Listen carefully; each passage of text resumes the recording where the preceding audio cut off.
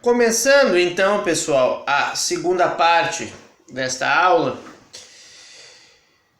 O que então esse livro do Scott Merwin vai nos trazer?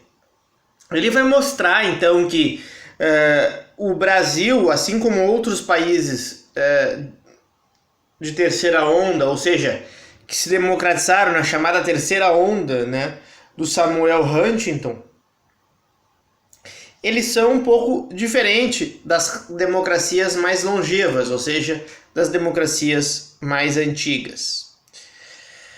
Então ele diz que ele fala muito sobre as obras que estavam sendo discutidas na década de 70 e década de 80, né, sobre democratização, né, ele considera o livro Parties and Party Systems, a Framework for Analysis, tá, do Giovanni Sartori. Ele vai, digamos, neste livro, o Sartori ele compara o sistema político por meio de dois eixos, o número de partidos e o grau de polarização ideológica, tá? Por que isso é importante, né? Porque dependendo do grau de polarização ideológica, como a gente vive hoje nos últimos anos no Brasil, se torna bem ingovernável um sistema político, segundo Sartori, tá? Mas ele vai dizer, apoiando, né, num conceito de institucionalização de Huntington, né, do Samuel Huntington, o Scott Merwin, que a institucionalização, que a gente vai estudar com calma agora, daqui a instantes, eu já vou explicar o que é isso, tá? A institucionalização é extremamente relevante no caso de novas democracias, ok? Então, lembre-se disso, institucionalização. Aqui, só para relembrar um pouco, eu já mostrei esse gráfico para vocês lá no passado, tá, pessoal? Mas a partir do início, observem essa linha verde, que mostra os países livres, né, pela Freedom House. Mostra, então, como, a partir de meados da década de 70, mais ou menos, pode ver que essa linha verde, ela começa a aumentar rapidamente.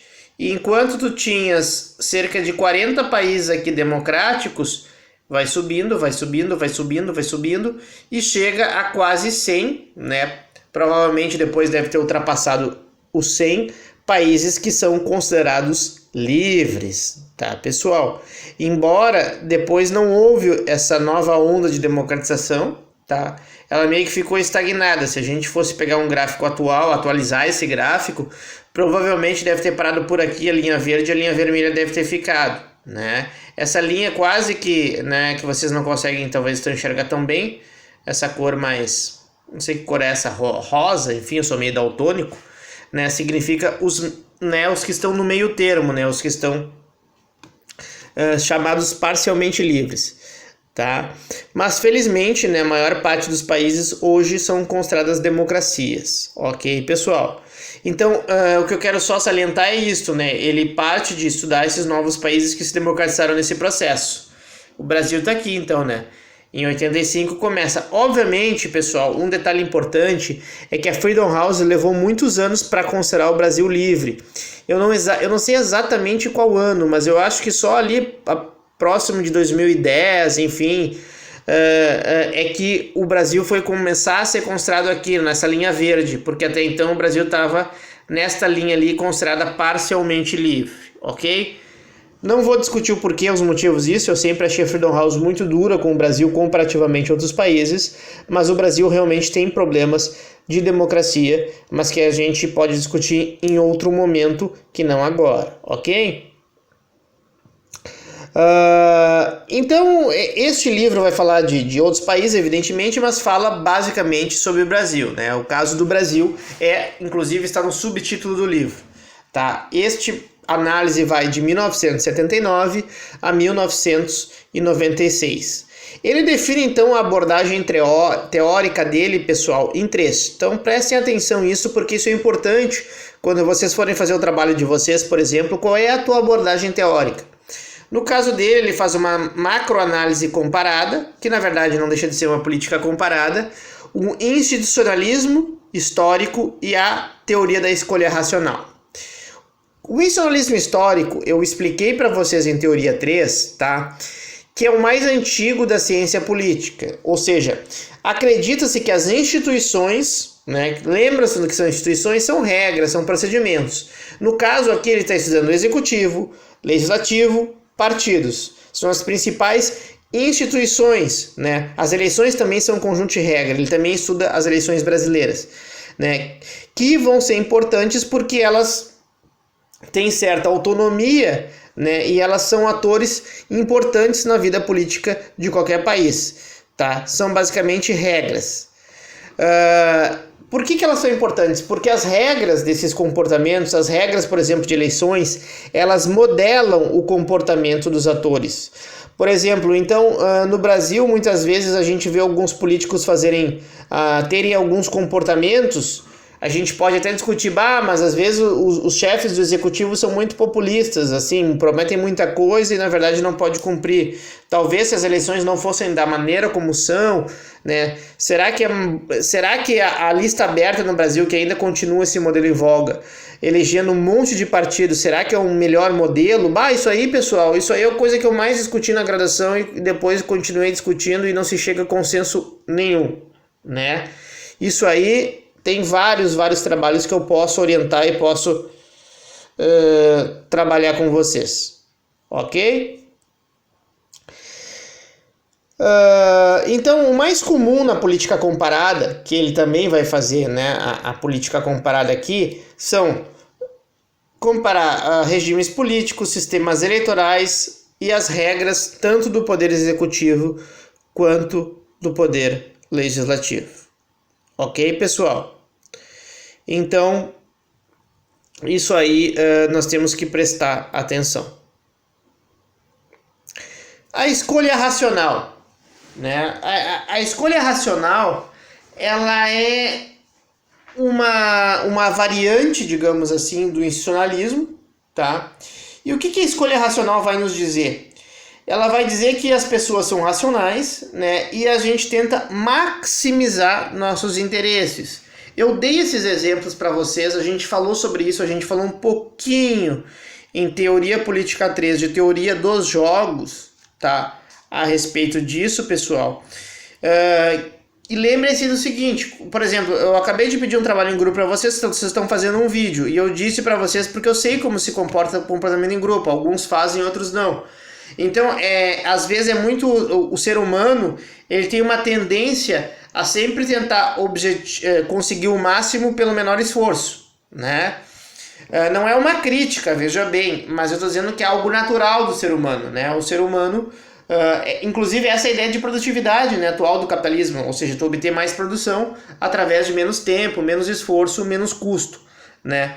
Então, ao fazer isso, né, tu maximiza a tua preferência ao menor custo possível, que se chama o resultado ótimo, né? Muitas vezes nós chegamos a resultados subótimos na escolha racional porque existem outros atores, então a gente não consegue chegar no nosso mundo ideal, a gente consegue chegar um pouco mais próximo dele porque tem outros atores, né, outras pessoas que estão também interagindo dessas conjuntos de regras que muitas vezes fazem com que a gente tenha que dar um passo atrás na hora da negociação, não é mesmo? Tá? Então, um dos problemas dessa linha de pesquisa é que às vezes é difícil a gente conhecer os reais objetivos dos atores. Por isso que às vezes é mais fácil eu trabalhar com elites políticas, por exemplo, do que a massa, né? Então Meyrin afirma que a maioria dos políticos possuem objetivos definidos, né? É um pouco questionável. Professor, tô achando muito abstrato, dá um exemplo, concreto sobre a aula de hoje, vou dar. Pessoal, muitas vezes quando tu negocia entre executivo e legislativo, tu tem o teu ponto ótimo, por exemplo, se tu é um chefe de executivo. Vou dar o exemplo do nosso atual presidente, o Bolsonaro. Bom, ele quer uma política Y, porque ele acredita, porque a linha ideológica do seu governo acredita. Só que muitas vezes, ao tentar chegar lá no Congresso, o Congresso diz não. Esse tipo de aprovação nós não vamos dar. E aí começa um extenso jogo de negociação, que muitas vezes é resolvido somente na hora da votação nominal na Câmara dos Deputados, tá? Onde muitas vezes o presidente não consegue atingir, né, o seu melhor modelo, o seu resultado ótimo, tá? Então, a ciência política já estudou várias vezes isso. Existe um autor chamado George de Cibeles que faz disso, da escolha racional e da teoria dos jogos, uma loucura, eu diria de passagem. É muito complicado o livro dele, mas quem tiver interesse, né, se chama Atores com Poder de Vetos, tem em português e tal, é um livrinho, eu tenho esse livro inclusive, né, é um livro bem complexo, às vezes, para entender um pouco algumas dimensões a respeito desta linha, né, de pesquisa sobre escolha racional. E o Scott Marion se baseia também na escolha racional, embora eu vou dizer para vocês que comparativamente a outros autores como Cibeles, ele não faça tanto, tá? A dele é bem mais simples, o livro dele é um livro simples de ler, diferente, bastante diferente de um livro como o do George de Cibeles. Uma coisa, tá, pessoal, que ele mostra e que é verdade, assim, nós não temos como deixar de falar sobre isto, é que, na verdade, os partidos eles são diferentes no Brasil, ok? Porque muitas vezes, lembra-se, eu acho que o tio Gustavo deu lá para vocês o Anthony Downs, né, na Teoria Política 2, o que os partidos muitas vezes fazem nas democracias clássicas, pensando, pessoal? Eles são redutores dos custos informacionais.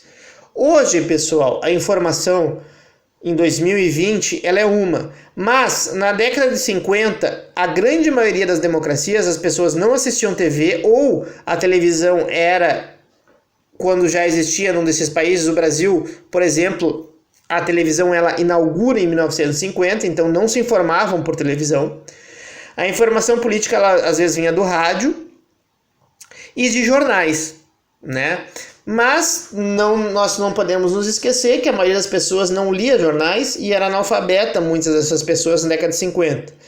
Tá? Então, os partidos políticos, ao fazer as suas campanhas, enfim, etc., eles davam atalhos cognitivos. Então, tu sabia, por exemplo, lá na década de 50, que de repente, se tu votar no PTB, era o PTB de Getúlio, era o PTB mais vinculado ao trabalhismo, né, mais populista em certa forma para alguns, né, no sentido da votação do salário mínimo e tal, o Jango, né, a grande aumento do salário mínimo que eu falei para vocês ainda nessa disciplina, tá?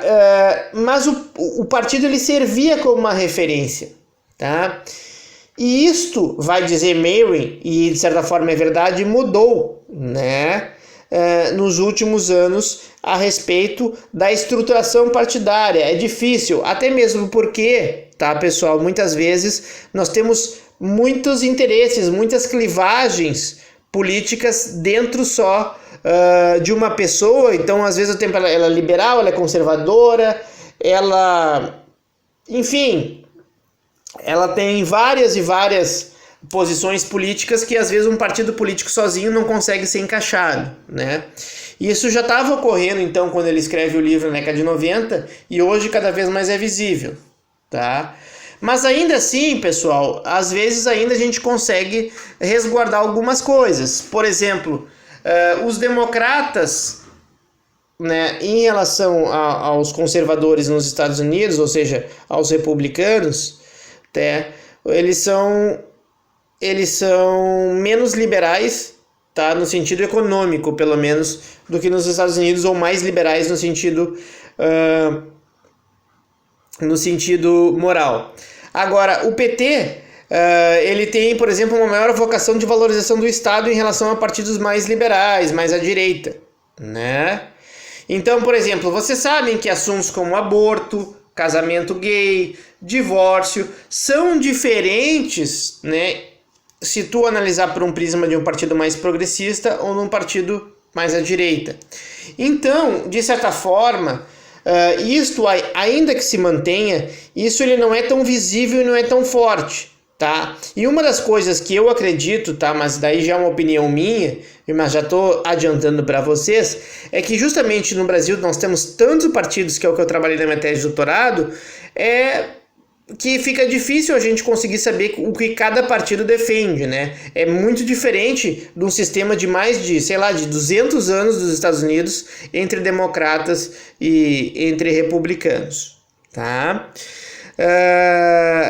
Então, às vezes, nos partidos políticos, no caso brasileiro, o acesso ao clientelismo, como assim, professor? O acesso a tu ter uma patronagem, tu ter o Estado para conseguir fazer e dar alguma coisa, digamos, para as pessoas, nessa ideia bem clientelista, né? Não exatamente de compra de voto, mas dessa coisa do toma lá da cá, das pessoas dependerem do Estado. Quanto mais dependentes do Estado as pessoas forem, mais a pessoa que tiver acesso a esse Estado vai se dar bem quando ela fizer propostas populistas, né? Então isso é muito claro.